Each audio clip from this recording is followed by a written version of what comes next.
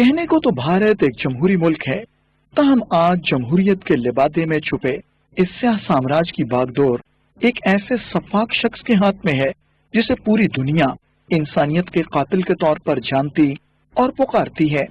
हिंदू इंतहा पसंद तंजीम आरएसएस के जेर तरबियत पलने वाले नरेंद्र मोदी की सोच और रग रग मुसलमानों के खिलाफ नफरत, बोग्स, अदावत और तासुब से भरी हुई है। दुनिया के सबसे बड़े दहशतगर्द के हाथ मुसलमानों के खून से रंगे हैं। सन 2002 में गुजरात में हजारों मुसलमानों का कत्लेआम इसके स्याह कारनामों में सर फहरिस्त है।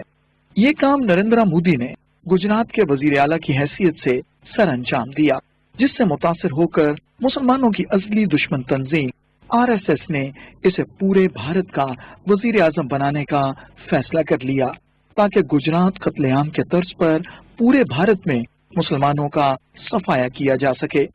नरेंद्र मोदी के वजीर आजम बनते ही आरएसएस ने पूरे भारत और भारत के गैर कानूनी जेर तसल्लुत जम्मू और कश्मीर में मुसलमानों के खिलाफ ऐलान जंग कर दिया। नरेंद्र मोदी के 8 साल दौरे हुकूमत में जो मुस्लिम दुश्मन इक़दाम किए गए, नरेंद्र मोदी अपने इन मुस्लिम दुश्मन इक़दाम को अपने कारनामों के तौर पर याद करता है। सरकार ने फैसलों की जो सेंचुरी बनाई है वो अभूतपूर्व। 3 तलाक से जुड़ा कानून डन, भव्य राम मंदिर के निर्माण के लिए ट्रस्ट बनाने का काम डन, आर्टिकल 370 को हटाने का फैसला डन, जम्मू कश्मीर और लद्दाख को केंद्र शासित प्रदेश बनाने का फैसला और सिटीजनशिप अमेंडमेंट एक्ट भी डन। और ये सिर्फ सैंपल है। सियासी तज्जिया निगारों का कहना है कि नरेंद्र मोदी को भारतीय आवाम ने इक्तसादी तरक्की के लिए वोट दिया था, लेकिन उसने अवामी मैंडेट की तौहीन करते हुए अक़लियतों के खिलाफ ऐलान जंग कर दिया और भारत की सेक्युलर और जमहूरी बुनियादों को हिलाकर रख दिया। बीजेपी ने अपना नया जो एजेंडा है, इनका हिंदुत्व एजेंडा, उस पे काम करना शुरू किया। हिंदुस्तान के बहुत सारे इलाकों में मुसलमानों के खिलाफ बहुत सारे उन पे हमले हुए, लिंचिंग के बहुत सारे वाकयात हुए, और जो कश्मीरी वहाँ स्टूडेंट्स थे, ताजिर थे बहुत सारे इलाकों में, उनको हरासा करने की कार्रवाइयां हुई।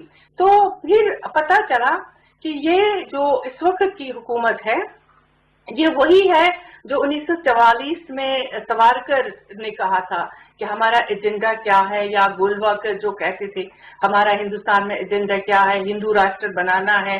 जो प्राइम मिनिस्टर मोदी है, ये तासुर मिल रहा है वो सिर्फ हिंदुओं के प्राइम मिनिस्टर हैं, दूसरी जो माइनॉरिटीज हैं उनके नहीं है। इसलिए कि आते ही उन्होंने ट्रिपल तलाक का मसला, मुसलमानों, ये राम मंदिर का मसला, आर्टिकल 370 का मसला, सब ये समझ रहे थे कि हिंदुस्तान में अब डेवलपमेंट का एक नया सूरज उभरेगा। ऐसा नहीं हुआ, बल्कि उसके मुकाबिल में वहाँ पे हिंदू एजेंडा जो था वो शुरू हो गया।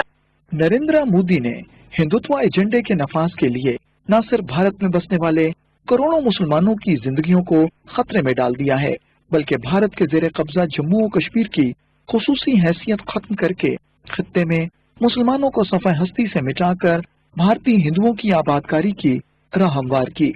हिंदुत्व के पुजारियों ने अपने शैतानी अज़ाइम की तकमील के लिए न सिर्फ कश्मीरियों को तमाम सियासी, मुआशी और माशरती हुकूक से महरूम कर रखा है, बल्कि कश्मीर की 90 लाख से ज्यादा आबादी गुज़श्ता तकरीबन 14 माह से महसूर है।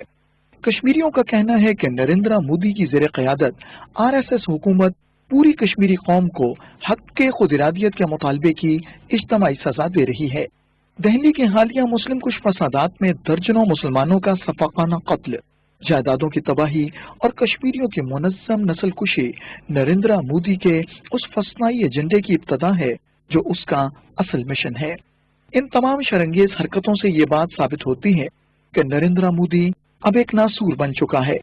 नरेंद्र मोदी की शैतानी सोच और तौसी पसंदाना अज़ाइम के बायस न सिर्फ भारतीय मुसलमान और कश्मीरी अवाम शदीद खतरात से दो चार हैं, बल्कि पाकिस्तान और दीगर हमसाया ममालिक भी हिंदुत्व की दहशतगर्दी से महफूज नहीं है। अगर दुनिया ने मोदी हुकूमत की कारस्तानियों का संजीदा नोटिस न लिया और हिंदुत्व और दहशतगर्दी को लगाम देने के लिए ठोस اور بر وقت فیصلے نہ کیے تو خطے کا امن درہم برہم ہو سکتا ہے اور یہ کسی بڑے انسانی المیے کا پیش خیمہ بن سکتا ہے۔